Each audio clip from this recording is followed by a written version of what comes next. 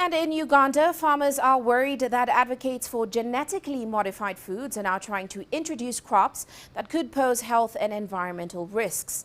Now, a group of lawmakers representing anti-GMO farmers are drafting a new bill that will prohibit genetically modified organisms in the country.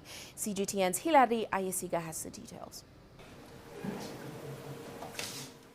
These scientists want biotechnology legalized in Uganda. They argue that it's the only way to end Uganda's hunger problems.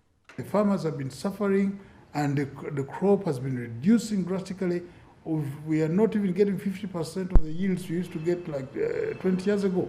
And the trend continues. So this is a very welcome technology on specific crops where conventional breeding has failed. But their efforts are already facing stiff resistance from food rights activists.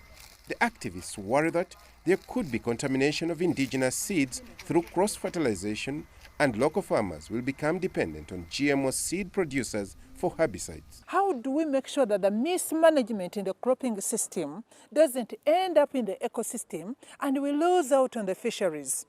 Okay? How do we put what safeguards are in there?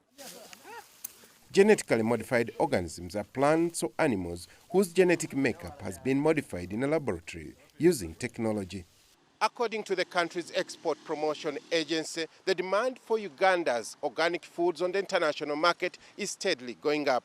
Farmers now fear that if engineered crops are introduced, they could lose out on this comparative advantage and face stiff competition from countries already producing genetically modified organisms. The new bill will not only stop the cultivation, but also prohibit importation of genetically modified organisms in the country. We should rather eat food as medicine, not really medicine as food, because remember, you want money, meaning you want to buy things that may not be of health to you. So I think the first priority should be to production of organic and consumption of organic foods. The Ugandan government has already put in place an organic farming policy to guide farmers. But adopting genetically modified methods is a growing trend on the continent.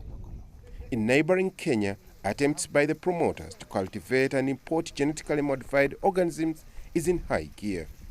For Uganda, despite the varied perceptions, the time for trials could soon be over. Hilary Ayesiga, CGTN, Kampala, Uganda.